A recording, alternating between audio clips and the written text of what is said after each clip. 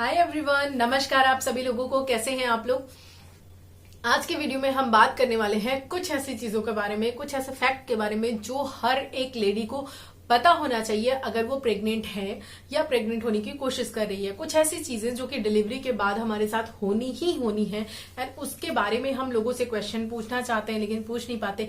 लेकिन उन सारी चीजों का नॉलेज हमको पहले से जरूर होना चाहिए, नहीं तो हम बाद में क्या होते हैं, परेशान हो जाते हैं। तो उन्हीं सारी चीजों को पॉइंट वाइज पॉइंट हम लोग सॉरी एक एक करके क्लियर करेंगे।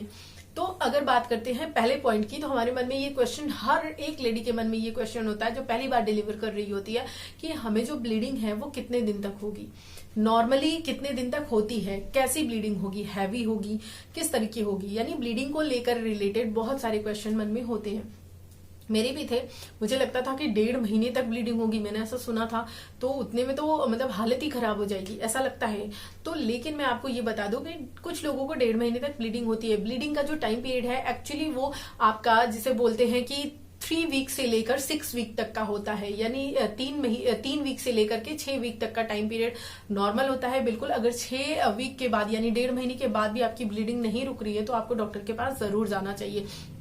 एंड ब्लीडिंग जो होती है वो स्टार्टिंग के जो 7 to 10 डेज होते हैं, कुछ लोगों को और 15 डेज तक भी, उसी में थोड़ी सी हैवी ब्लीडिंग होती है। हैवी ब्लीडिंग होती है उस समय जो क्लॉट्स होते हैं वो भी बिग होते हैं, यानी कि हैवी क्लॉट्स होते हैं। उसके बाद चीजें जो है वो हल्की हल्की नॉर्मल होने लगती हैं, यानी कि क्या होता है, ब्लीडिंग कम हो जाती है। लेकिन इतना टाइम बीतने के बाद भी, 2 हफ्ते का टाइम या 1 हफ्ते का टाइम बीतने के बाद भी, कम से कम 10 दिन, अगर इतना टाइम बीतने के बाद भी आपकी जो ब्लीडिंग है वो नॉर्मल नहीं है, नॉर्मल इन द सेंस कम नहीं हुई है थोड़ी सी, और उसी फ्लो में हो रही है ब्लीडिंग, तो डेफिनेटली आपको डॉक्टर के पास जाना चाहिए। क्योंकि जो हैवी ब्लीडिंग होती है वो स्टार्टिंग के टाइम ही होती है, उसके बाद धीरे धीरे कम हो जाती है। एंड ये ऑब्वियसली नॉर्मल है कि किसी किसी को 3 हफ्ते में और किसी किसी को 6 हफ्ते में ये खत्म होती है, आराम मिलता है। तो ये पहला क्वेश्चन था जो कि हर लेडी के मन में होता ही होता है।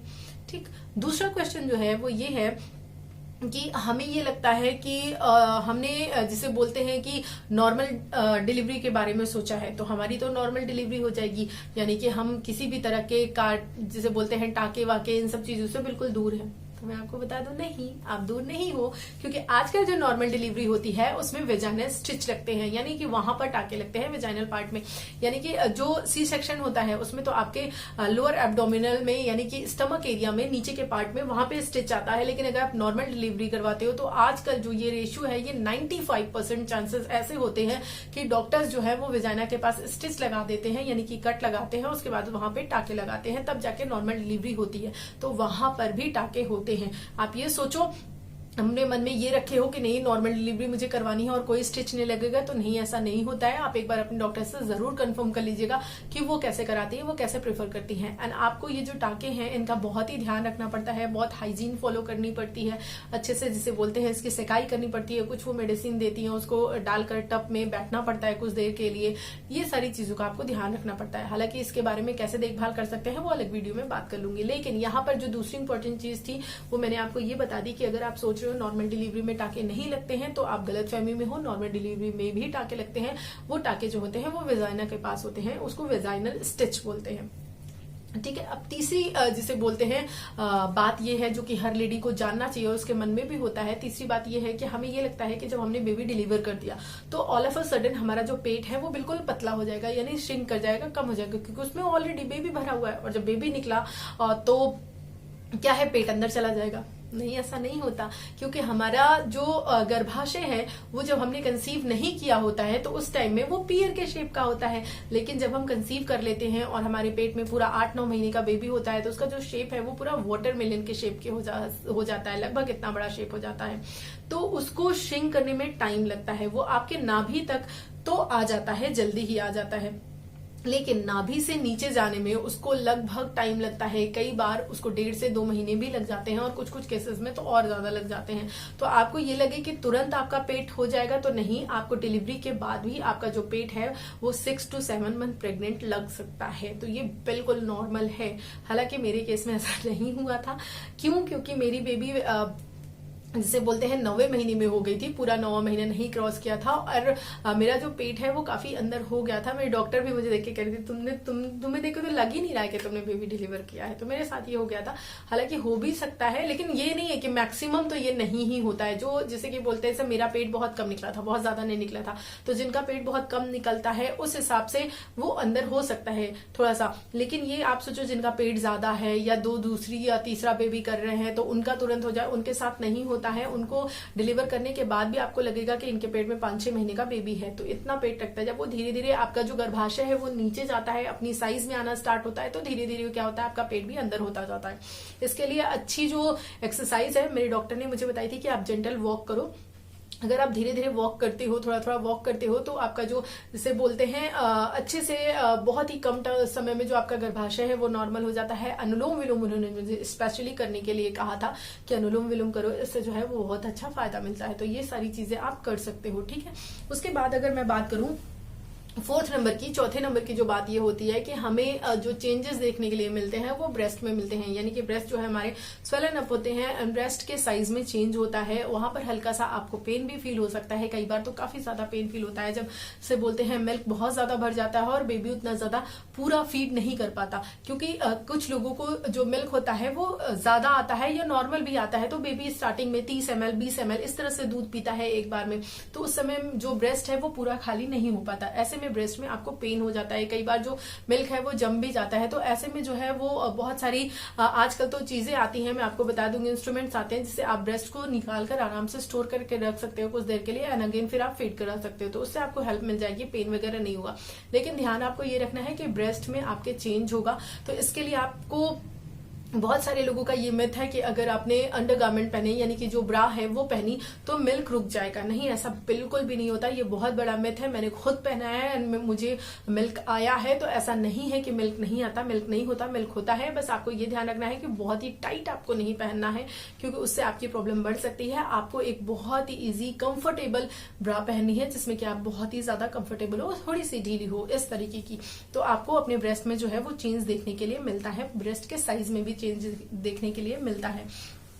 अब ये देखिए अगेन जो बात होती है एक 5 नंबर की, 5 नंबर जो पॉइंट है आपका, आप ये जान जाओ कि जो हेयर फॉल होता है वो काफी ज्यादा होता है। उसके पीछे रीजन क्या है, साइंटिफिक रीजन मैं आपको बताऊं, उसके पीछे ये है कि ऑल ऑफ अ सडन हमारे हार्मोन्स में इतना तेजी से चेंज होता है। जब हम बेबी डिलीवर नहीं किए होते हैं तब तक हमारी बॉडी में कुछ अलग हार्मोन्स होते हैं, लेकिन जैसे ही हम बेबी डिलीवर कर देते हैं तुरंत ही हमारी बॉडी में अलग हार्मोन्स जो है वो सिक्रीट होने लगते हैं और वो हार्मोन्स जो होते हैं वो फॉल हो जाते हैं। तो इस वजह से इतना ज्यादा हार्मोनल चेंज होने की वजह से और जो हमारा इतना ब्लड लॉस होता है उसकी वजह से न्यूट्रिशन बहुत ज्यादा कम हो जाता है। इसकी वजह से जो आपको देखेगा एक्सेसिव हेयर फॉल भी देखने के लिए मिल जाता है। तो महिलाएं ये कहती हैं कि बच्चा पता नहीं क्या जब तक गूंगा समथिंग करता है या नहीं करता, पता नहीं कुछ ऐसा मिथ है, तो तब तक होता है। ऐसा कुछ भी नहीं है, उसका ये गूंगा से कोई रिलेशन नहीं है। एक्चुअली उसका साइंटिफिक फैक्ट यही है कि बहुत ज्यादा हार्मोनल चेंजेस होता है अचानक से हमारी बॉडी में, एंड जो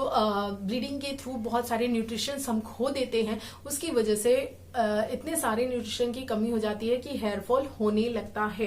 तो आपको ये ध्यान रखना है, ये नॉर्मल है, इसके लिए परेशान नहीं होना है। जैसे जैसे आपकी बॉडी हील करती जाएगी वैसे आपका जो हेयर फॉल है वो खत्म हो जाएगा, वो बंद हो जाएगा।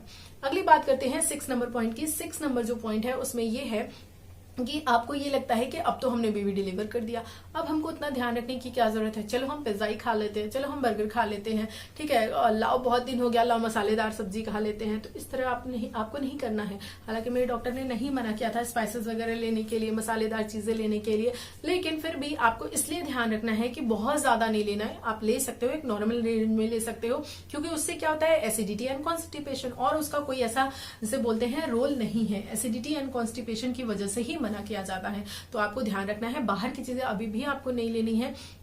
अभी तक तो आप अपने बेबी के लिए अच्छे से खा रहे थे, न्यूट्रिशन सारे ले रहे थे, लेकिन अब आपको आपकी बॉडी के लिए लेना है, क्योंकि आपकी बॉडी के अंदर इतनी ज्यादा कमी हो चुकी है। चाहे आप कैल्शियम की बोलो, चाहे आयरन की बोलो, चाहे फिर आप विटामिन डी की बोलो, ये सारी चीजें काफी कम हो जाती हैं। अगर आप हेल्दी हो फिर भी कम होती हैं, क्योंकि बेबी जो है वो आपका आपसे ही एब्जॉर्ब कर रहा होता है ये सारी विटामिन, तो आपके अंदर कमी हो जाती है। तो ऐसे में आपको जो है वो मिल्क सप्लीमेंट जरूर लेने हैं, ताकि आपका कैल्शियम बहुत अच्छा रहे। धूप में बैठना है ताकि आपका विटामिन डी अच्छा रहे, सुबह की गुनगुनी धूप में बैठना है। एंड आपको आयरन रिच फूड लेना है, फॉलिक एसिड रिच फूड लेना है, प्रोटीन अच्छी मात्रा में लेना है। ये सारी चीजें अगर आप प्रोटीन अच्छी मात्रा में लेते हो, कैल्शियम अच्छी मात्रा में लेते हो, तो आपका जो मिल्क सप्लाई है वो भी बहुत अच्छा होता है। तो आपको अपने मन से ये मिथ तो बिल्कुल निकाल देना है कि हमने अब बेबी डिलीवर कर दिया तो अब हमें क्या जरूरत है घर के खाने खाने की या न्यूट्रिशियस फूड खाने की। तो नहीं, आपको जरूरत है अभी भी कम से कम 6 महीने, 8 महीने, 1 साल तक तो आपको बहुत ध्यान रखना है। अगर बहुत कम तो 6 महीने, 7 महीने तो जरूर ध्यान रखना है। चाहे आपकी नॉर्मल डिलीवरी हो चाहे आपकी सिजेरियन डिलीवरी हो, दोनों में ही आपकी बॉडी को जरूरत है न्यूट्रिशंस की। तो आपको इस तरीके से अपना जो है वो ध्यान रखना ही रखना है, उसको आपको बिल्कुल भी नहीं भूलना है। अगले पॉइंट की बात करते हैं, पॉइंट नंबर 7, आई थिंक 7 या 8 जो भी है। बारिश होनी स्टार्ट हो गई एंड काफी तेज रेन है, क्योंकि मुझे यहाँ आवाज अंदर रूम में सुनाई दे रही है। इसका मतलब ये है कि अच्छी रेन हो रही है, तेजी रेन हो रही है। चलिए अच्छी बात है, रेन तो काफी अच्छी लगती है, सभी को अच्छी लगती है। चलिए आप लोग भी पकौड़े वकौड़े बना के खाइएगा। तो अगले पॉइंट की बात करते हैं। अगला जो ये पॉइंट होता है कि हमारे पेट में, यानी कि जो निचला पेट होता है, यानी कि लोअर एब्डोमेन जो है, वहां पर हमको फ्रीक्वेंटली पेन महसूस होता है। बेबी डिलीवर हो गया है उसके बावजूद भी जो है वो हल्का हल्का पेन हो रहा होता है। तो हमको लगता है अब ये पेन क्यों हो रहा है, किस वजह से हो रहा है। कई बार तो लोग सोचते हैं स्टिचेस की वजह से। स्टिचेस की वजह से वहां पर आसपास हो सकता है, लेकिन चूंकि आपकी जो बच्चेदानी है वो एक नॉर्मल शेप में आ रही होती है, पूरे अच्छे से आई नहीं है, तो उसके लिए क्या है, आपको जो है वो पेन होता ही रहेगा, हल्का हल्का पेन होता है। अगर वो बहुत ज्यादा पेन है एंड आपको ब्लीडिंग देखने के लिए मिल रही है एक्सेसिव बहुत ज्यादा उस टाइम पीरियड के बाद भी, तो आपको डॉक्टर के पास जाना है। अगर हल्का हल्का पेन है तो फिर आपको डॉक्टर के पास जाने की जरूरत नहीं है, ये बिल्कुल ही नॉर्मल है। मेरी कंडीशन में मैं आपको बताऊं तो मेरे डॉक्टर ने कुछ मसाज भी मुझे बताया था करने के लिए। जैसे कि मेरे जो स्टिच थे, एक्चुअली उन्होंने मेरे स्टिच पे ही मसाज बताया था। कुछ दिन के बाद जब थोड़ा सा टाइम बीत गया था, तो उसके बाद मैंने जब विजिट किया था उनको, रेगुलर विजिट करने के बाद, तो उन्होंने मुझे बताया था कि जैसे ये स्टिच है, मान लीजिए ये टाका लगा हुआ है, तो उस पर एक ही डायरेक्शन में, यानी कि ऐसे भी किया, ऐसे भी किया, ऐसे भी, ऐसे मालिश नहीं करनी है, इस तरह, चाहे इस डायरेक्शन में करो तो ऐसे ही करो, या फिर अगर इस डायरेक्शन में कर रहे हो तो इसी डायरेक्शन में करो, यानी कि एक डायरेक्शन में हल्के प्रेशर के साथ उस पर मालिश करनी है। उससे उन्होंने मुझे कहा था कि रिलीफ मिलता है। तो हालांकि मालिश आपको मेरे कहने पे नहीं करनी है, क्योंकि किस तरह का उन्होंने स्टिच यूज किया है, क्या किया है, उसके बारे में आपके डॉक्टर ही जाने। तो अपने डॉक्टर से जरूर आप पूछ लीजिएगा कि क्या हमको पेट की मालिश करनी है कि नहीं। मेरे डॉक्टर ने तो बताई थी, और जब भी मैं अपनी मालिश लेती थी तो मुझे तो बहुत ही आराम मिलता था।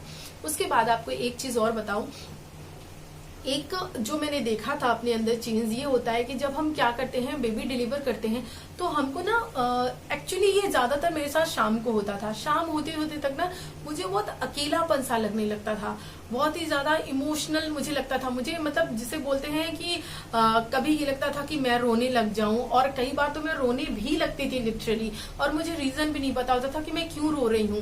इस तरह का खालीपन हमको लगने लगता है, ये सब फील होता है। यानी कि इतने ज्यादा जिसे बोलते हैं बॉडी में चेंजेस हो रहे होते हैं, हार्मोनल चेंजेस हो रहे हैं, बेबी हमारे अंदर से निकल चुका होता है, तो काफी ये सब हमको फील होता है। तो अगर आपको ये सब फील हो रहा है तो आप परेशान मत होइए, ये सब नॉर्मल चेंजेस है, धीरे धीरे ये चले जाएंगे। पास में बैठिए किसी की, अच्छे से बातें कीजिए, बेबी के साथ टाइम बिताइए, तो ये सब ठीक हो जाएगा। लेकिन ये सब होता है, ठीक है। आप कई बार जो है बहुत ही डिप्रेस्ड फील करोगे, बहुत हैप्पी फील करोगे, सडनली आपको कुछ अलग ही महसूस होने लगेगा, आपको बहुत अकेलापन सा लगेगा। तो ये सब होता है, ये सब की जिसे बोलते हैं कि मतलब घबराना नहीं है इससे। एंड अगर आपको स्टमक में एक चीज और देखने के लिए मिलती है, कई बार ऐसा लगता है जैसे बेबी जो है किक मारता है तो कुछ अजीब टाइप का ऐसा लगता है, जैसे सिकुड़न टाइप का, इस तरह का कुछ हो रहा है। तो मैं तो इस केस में डॉक्टर के पास पहुंच गई थी, क्योंकि मुझे बहुत ही अजीब फील होता था। मुझे लगता था अंदर कुछ है नहीं पेट में, फिर भी ऐसा क्यों लग रहा है मुझे। तो उन्होंने मुझे बताया कि जो यूट्रस होता है वो जब बच्चे को अचानक से निकाला जाता है तो यूट्रस जो है काफी टाइम तक कॉन्ट्रैक्ट होता है, यानी उसके अंदर कॉन्ट्रेक्शन होते हैं। यानी कि उन्होंने मुझे सिंपल लैंग्वेज में ये समझाया था कि वो अपने बेबी को ढूंढता है। हालांकि बेबी नहीं ढूंढता, लेकिन ये है कि उसके अंदर अभी तक कोई चीज थी, अब वो ऑल ऑफ अ सडन बिल्कुल खाली हो गया है, तो इस वजह से वो चीजें होती हैं। तो ऐसा आपको महसूस हो सकता है अपने पेट के अंदर, ये बिल्कुल ही नॉर्मल है। इन चीजों का आपको, अगर आपके साथ ये सारी चीजें हो रही हैं जो मैं बता रही हूँ, तो आपको बिल्कुल भी घबराना नहीं है। इसीलिए मैंने ये चीज बताई है कि ये सारी चीजें आपको डिलीवरी से पहले पता होनी चाहिए, क्योंकि ये सारी चीजें हर लेडी के साथ होती ही होती हैं। 9वें पॉइंट की बात करें तो 9वां पॉइंट ये है कि आप ये अभी से मेंटली प्रिपेयर हो जाओ इस चीज के लिए कि आपकी नींद नहीं पूरी होने वाली आने वाले टाइम पीरियड में। जितना सोना है आप 7वें 8वें 9वें महीने में हो, जितना सोना है आराम से सो लो, रिलैक्स कर लो, क्योंकि स्पेशली 2-3 महीने 2 महीने तो कम से कम आपकी नींद बिल्कुल नहीं पूरी होने वाली, क्योंकि बेबी का नहीं पता वो दिन में सोएगा रात में सोएगा, कब रात में उठ के रोने लगे, कितनी बार तो फीड कराना पड़ता है, हर 2-2 घंटे पे फीड कराना पड़ता है, तो फीडिंग के लिए उठना पड़ता है, फिर 15-20 मिनट उसको बर्प कराने के लिए बैठना पड़ता है। मान लीजिए 2 घंटे पे आपने फीड कराया, 15-20 मिनट आपने बर्प कराया, फिर आप लेटे, 1 घंटे के बाद ही 1.5 घंटे के बाद ही फिर टाइम हो गया उसको फीड कराने का, तो 1.5 घंटे की नींद आपको कहाँ पूरी होगी? तो नींद नहीं पूरी होती। इसके लिए आपको मेंटली प्रिपेयर रहना है, ये नहीं सोचना, बहुत परेशान नहीं हो जाना कि मेरी तो नींद ही नहीं पूरी हो रही, मैं क्या करूं। न्यूट्रिशन अच्छा रखिए ताकि आप बहुत जल्दी थके ना, अच्छी चीजें खाइए, हेल्दी चीजें खाइए, उससे आपको प्रॉब्लम नहीं आएगी। एंड जब भी आपको मौका लगे, थोड़ा थोड़ा टाइम ही मौका मिले, लेकिन उस टाइम पे रिलैक्स कर लीजिए। नहीं भी नींद आ रही, जैसे मेरी मम्मी कहती थी मुझे, जब बाबू सो गई है जाओ सो जाओ, कैसे सो जाए, नींद भी तो आनी चाहिए कि जब वो सोई तब मैं भी सो जाऊं, मुझे कैसे उसके साथ नींद आ जाएगी स्पेशली दिन में। तो लेकिन क्या है, ये मैंने बाद में फील किया कि अगर आपको नींद नहीं भी आती है तो भी आप लेट जाओ, मात्र लेटने मात्र से आपको बहुत ही ज्यादा रिलीफ होता है, बहुत रिलैक्स फील होता है। तो जब आपका बेबी लेटे, आपकी रात में नींद नहीं पूरी हो रही थी, और दिन में भी आप उसके साथ थोड़ा सा रिलैक्स करने की, लेटने की कोशिश करो, तो नींद जो है वो आपकी नहीं पूरी होगी। इस बात का आपको ध्यान रखना है। एंड सबसे इंपॉर्टेंट चीज ये मैं आपको ये बता दूं अगली, कि प्रेगनेंसी के बाद जब हम डिलीवर करते हैं बेबी, तो एक सबसे बड़ी प्रॉब्लम ये आती है कॉन्स्टिपेशन की, बहुत ज्यादा प्रॉब्लम आती है। इसके लिए चाहे आप नॉर्मल डिलीवरी की हो चाहे सिजेरियन, लेकिन कॉन्स्टिपेशन की प्रॉब्लम आती है। तो इसके लिए मैं एक रेमेडी आपको बताने वाली हूँ। मेरे लिए उस रेमेडी ने मुझे मैजिकली वर्क किया था, मैं सचमुच बता दूं। और मैं आपको ये भी बता दूं कि मुझे वो किसने बताया था, तो मुझे मेरी फ्रेंड ने बताया था।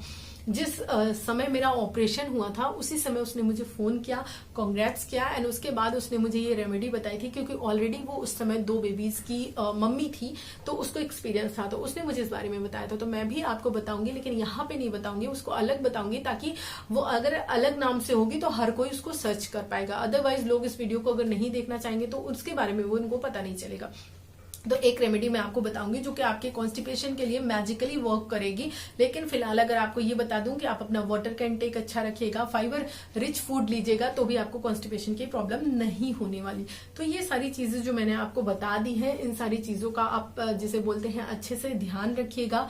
सब कुछ ये सारी चीजें हर किसी के साथ होती हैं, बहुत ही नॉर्मल है। समय बीतने के साथ साथ सब कुछ धीरे धीरे नॉर्मल हो जाएगा, जैसे जैसे आपकी बॉडी हील करती जाएगी। जब आप बेबी को फीड कराते हो तो हमारी पोजीशन ऐसी होती है लगभग फीड कराते समय, तो क्या होता है, हमको बैक की प्रॉब्लम या फिर स्टमक की प्रॉब्लम या फिर ये सर्वाइकल की प्रॉब्लम बहुत ज्यादा हो जाती है। इसके लिए मैंने आपको वही बताया है कि वो आपको जो पिलो होता है जो यहाँ से लगाते हैं, मैंने आपको जब संडे वाला लाइव वीडियो किया है उसमें मैंने देखिएगा, मैंने आपको इमेज भी दिखाई है, उसको आप कैसे DIY के थ्रू घर पे भी बना सकते हो। वो वैसे मार्केट में 700-800 रुपए की मिल जाती है।